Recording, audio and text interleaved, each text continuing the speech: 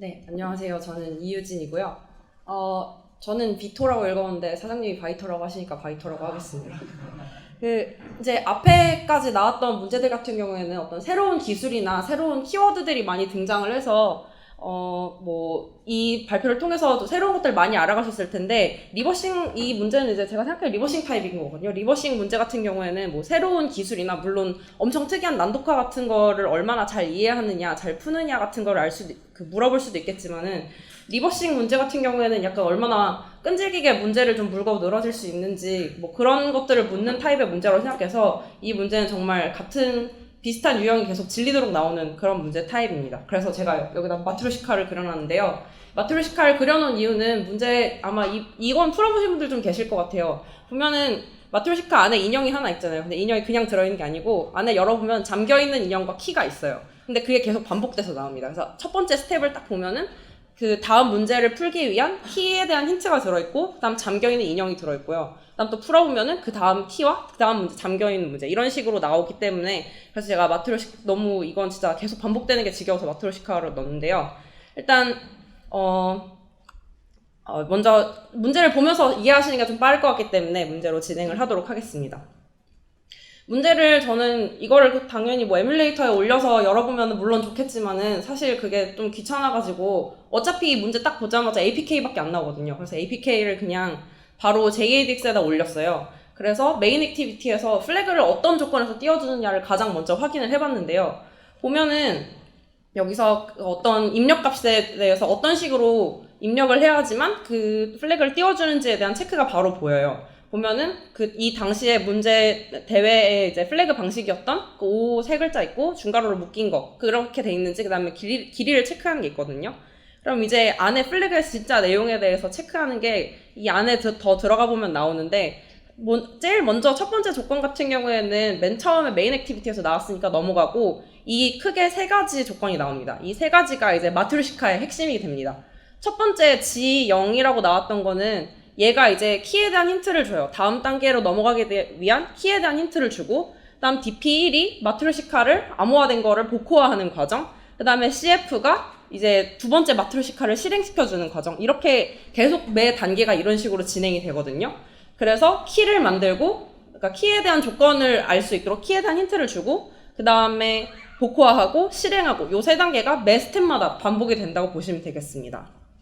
그래서 첫 번째 스텝을 보면은 입력값 전체의 플래그를 4바이트씩 잘라가지고 서로서로 XOR을 해요. 근데 이거 같은 경우에는 매 스텝마다 조금씩 달라요. 근데 이걸 하나하나씩 설명을 하면은 아까 얘기했던 것처럼 속성반이기 때문에 여러분들이 직접 해보시는 게 좋을 것 같아서 간단히만 얘기를 드리면, 키를 4바이트씩 잘라서 인덱스를 뭐 각각 잘 조절해가지고 XOR을 하고요. 근데 이게 매 스텝마다 다르기 때문에 결국에는 어떤 조건이 이제 키를 만드는 데에 이제 중요한 컨스트레인트가 되는지, 이게 이제 핵심이 되고, 나중 가서 키를 실제로 플래그를 만들어낼 때 이제 조합해야 되는 정보가 되겠습니다. 그래서 키를 먼저 만들고요. 그 다음에 DP1에서 아까 만든 그 바이터의 4바이트짜리를 가지고 MD5 한 거를, 그걸 활용해서 AS 디크립트를 해서 그 결과를 CF를 통해서 실행을 해주게 됩니다.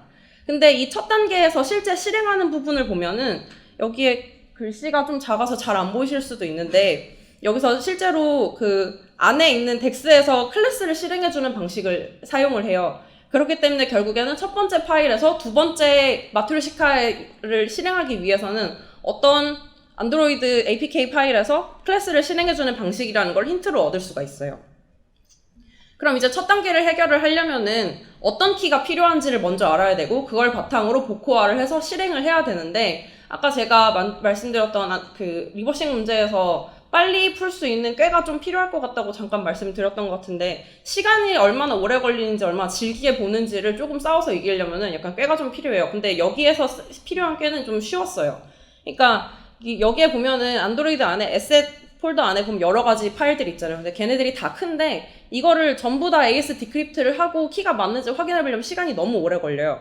근데 두 번째에서 실행해야 되는 게 덱스이기 때문에 위에가 PK집으로 시작할 거라는 추측 정도는 할 수 있어요. 그렇게 되면은 다 풀 게 아니라 그냥 22 모드로 그냥 맨 앞부분만 풀어서 얘가 이제 헤더가 제대로 맞는지, 그 조건을 맞추는 키가 무엇인지만 알게 되면은 첫 번째 거를 해결할 수가 있습니다. 사실 저희 팀 같은 경우에는 여기서 당연히 덱스거나 오덱스일 거라 생각하고 그 헤더를 찾아서 막 엄청 시간을 좀 버렸었는데 생각해보니까 PK집일 거라서 그냥 PK집 매직 넘버를 맞춰서 했더니 되더라고요. 그래서 이 단계를 잘 우회해서 지나가면은 이제 안드로이드니까 이제 두 번째 마트로시카로 넘어갔어요. 여기에서도 똑같은 게 나오는데 여기 보면은 이제 G1이라는 함수를 통해서 키를 만들고 그 다음에 DP2가 얘를 복호화해주고 그 다음 실제 실행하는 거 보면은 로드 라이브러리를 써요. 결국에는 암호화된 세 번째 마트로시카를 풀면은 SO 파일이 튀어나오기 때문에 여기서 이제 아까랑 똑같은 방식으로 꾀를 쓰면은 앞에 이제 엘프 방식으로 시작을 하겠구나라는 추측을 할 수가 있죠. 그래서 마찬가지 방식으로 이 에셋에서 이 해당 파일을 찾아서 그다음에 엘프 헤더를 제대로 맞춰주는지 그 SO 파일을 제대로 복호화될 수 있는지 해당하는 키를 수집한 다음에 그걸 가지고 쭉 복호화를 하면은 세 번째 마트로시카를 열 수가 있습니다. 세 번째 마트로시카는 이제 리버싱이 당연히 필요해요. 리버싱이 필요한데 어찌나 착한지 함수 이름 계속 이렇게 루틴 엄청 정확해요. 그래서 보면은 뭘 해야 되는지 이제부터는 약간 1절만 해라 싶은 기분이지만 어디까지 갈지 모르는 마음으로 이제 다음 거를 보게 됩니다. 그러면 여기도 똑같이 키를 만들고 복호화를 하고 그 다음 거를 하는 게 봐야 되는데 여기서 보면은 이번에는 이게 지금 이 파일을 제가 좀 보기 좋게 이름을 바꿔놨는데 나중에 슬라이드 공유드리면은 좀 더 자세히 보실 수 있고요. 뒤에 있는 분들은 잘 안 보일 것 같은데 여기서 복호화하는 DP3에서 복호화 루틴을 거친 다음에 얘를 가지고 마치 쉘코드를 실행하듯이 진행하는 걸 볼 수가 있게 돼요. 그러면은 여기서 이제 추측을 할 때 어떤 키를 주워내야 되느냐라는 생각을 했을 때 결과가 쉘코드가 되기 때문에 어떤 함수 프롤로그거나 아니면 어떤 실행 가능한 오코드가 튀어나올 거라는 추측을 가지고 하게 되거든요.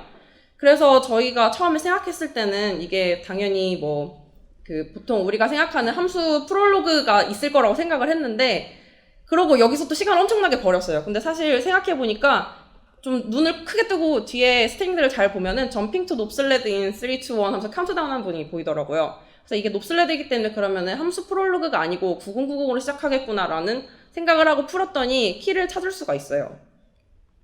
그래서 이 과정을 통해서 SO 파일에서 실제 실행될 부분의 쉘코드를 찾아낸 다음에 복호화를 하면은 이제 쉘코드를 얻게 돼요. 쉘코드에서도 이제 똑같은 일을 해야 됩니다. 여기엔 이제 여기서부터는 함수 이름이 당연히 없죠. 왜냐면 심볼 같은 게 당연히 있을 수가 없으니까. 하지만 리버싱을 해서 보면은 뭘 해야 되는지 이제 몸에 뱄기 때문에 첫 번째 네모, 빨간 네모가 이제 키를 만드는 부분이고요. 두 번째 네모가 이제 이걸 가지고 복호화를 하는 부분이에요. 그래서 앞부분도 마찬가지로 플래그를 이제 4바이트씩 잘 서로 XOR을 해서 복호화를 하기 위한 준비를 하고요. 그다음 뒤쪽부터 이제 디크립트를 해서 디크립트 결과물을 가지고 사용을 하게 되는데 여기에 보면은 이 실제로 그 쉘코드 부분만 떼서 이제 오브젝트 덤프 같은 걸로 보면은 앞에는 진짜 우리가 생각하는 쉘코드 같은 게 들어있는데 뒤에는 약간 좀 인스트럭션 같긴 한데 말이 안 되는데 싶은 부분들이 있어요. 그것도 이제 아주 티가 나게 놉슬레드가 쭉 있고 뒤에 뭐가 있거든요. 그래서 여기를 이제 오프셋을 잘 확인을 해서 보면은 해당 뒤쪽에 두 번째 놉슬레드 뒤에 있는 부분에 여기서 디크립트를 거치는 과정이 나옵니다. 그래서 이 두 번째 루틴을 가지고 디크립트를 하는 거를 하도록 해보면은 뒤에 있는 부분이 ROP 체인이거든요. 그래서 여기가 이제 제가 아까 얘기했던 뭔가 인스트럭션 같긴 한데 뭐 하는 놈이지 싶었던 게 이제 두 번째 빨간 네모대로 디크립트를 하고 나면은 이런 식으로 뭐 하고 리턴하고 이런 식의 ROP 체인이 나오는 거를 볼 수가 있어요. 그러면 이 ROP 체인이 뭘 해주기 위한 건가라는 생각이 들 수가 있어요. 왜냐면은 지금 우리가 봤을 때 매 단계마다 키를 만들고 그 키로 복호화를 하고 그다음 결과로 뭔가 다음 단계를 실행하기 위한 루틴이 있었는데 키로 복호하는데 뭐 했는지는 아직 모르는 상태잖아요. 그리고 뭘 만들어주는지에 대해서 알아야 이제 정확한 키를 뽑을 수 있는 힌트를 얻게 되는데 그 단계는 아까 여기 SO 파일에서 얻을 수가 있어요. 이 쉘코드가 실행이 될 때 두 번째 인자로 들어간 놈이 있는데 여기에 보면 지금 잘려서 안 보이는데 아마 문제를 실제로 풀어보시면 이 뒷부분에 보면은 MMM이라는 글자랑 그 다음에 이렇게 괄호 HTML로 이렇게 비교하는 부분이 있거든요. 그리고 여기에 인자로 들어오는 것들이 에셋 폴더에서 CXN 어쩌고로 시작하는 애예요. 그래서 결국에는 이 쉘코드가 하는 일은 이 루프를 돌면서 쭉쭉쭉쭉 왼쪽으로 로테이션 하면서 복호화를 해서 결과적으로 어떤 HTML 파일을 만든다는 걸 알 수가 있어요. 사실 이게 그 맨 첫 단계에서 그 JADX에다 올리면은 bam.html이 나오거든요. 그래서 그러면은 여기까지 와서 이제 이제 다 풀린 건가 하라는 기대를 하고 열어보게 되는데, 제가 지금 이거 뷰 소스로 열어서 조금 당혹스러움이 덜한데, 보면은 웹 태그라고 붙일 걸 그랬나 하는 이 줄만 딱 나와요. 그래서 뭐지, 내가 헤맨 건가 싶은 생각이 들 수 있어요. CTF 해보신 분들 아시겠지만은 약간 3000%를 공들여서 만든 출제자들이 있어요. 그래서 열심히 가서 갔는데 아니네 해서 다시 돌아와야 될 때 그 막막함이 이루 말할 수가 없거든요. 그래서 여기서 약간 좀 화가 났어요. 화가 나서 이거를, 그리고 여기 두 번째 보면은 글자가 굉장히 빼곡하게 보이시죠? 이게 글자가 정말 빼곡하게 자바스크립트가 이제 오피스케이션이 돼 있는 게 있는데, 이걸 진짜로 분석해야 되나 싶은 약간 절망감이 듭니다. 근데 여기를 자세히 보면은 맨 앞에 findget 파라미터라는 함수가 들어있고요. 그 다음에 얘를 약간 화가 난 기분을 억누르면서 좀 뷰티파이를 해서 보면은 어떤 어레이가 들어있어요. 이 어레이인데요. 이 어레이에 보면은 굉장히 베이스 64스러운 게 들어있고요. 그 다음에 중간에 어떤 변수가 이렇게 베이스 64 시작할 때 그 필요한 이제 캐릭터 셋에 대한 게 있어요. 그리고 앞에 그 findget 파라미터라는 함수가 있는데, 그 함수가 실행은 안 됐지만 이렇게 쓰는 거다라 마치 힌트를 주듯이 그 안에 들어있어서 걔를 실행을 해보면은 이 첫 번째 거를 갖다가 그 함수에다가 집어넣게 되는데, 그게 set flag as valid라는 걸로 베이스 64 디코드가 되거든요. 그 혹시 하는 마음에 얘네들을 다 했더니 각각이 모두 베이스 64로 예쁘게 디코드가 돼요. 근데 그 중에 이 네 번째에 해당하는 게 여기가 이제 그 플래그 형식 뒷부분에 딱 맞게 돼 있거든요. 그래서 그러면은 가운데 있는 그 막막한 이 못생긴 이거를 그 시간을 들여서 다 하느니, 어차피 CTF가 시간이 다 정해져 있으니까. 그래서 이걸 하느니 얘는 대충 베이스 64겠구나, 베이스 64 하는 거를 그냥 이렇게 막 맹글링 해놨겠나 라는 생각을 하고, 이건 여기까지는 키의 뒤쪽 21글자다 라는 생각을 하고, 여기까지 한 다음에 앞에 있는 키들을 조합을 하기 시작해요. 사실 제가 계속 키라고 해서 마지막 단계가 뭐 하는 짓이지라고 생각할 수가 있는데, 이게 처음에 그 중괄호 안에 있는 묶여있는 플래그들을 얘네들을 잘라서 조합을 해가지고 XOR 한 거를 갖다 사용하는 거기 때문에 실제 플래그가 뭔진 몰라요. 대신에 어떤 맞는 조건에 대해서는 이제 조금씩 조건을 맞춰서 내로우 다운 할 수가 있겠죠.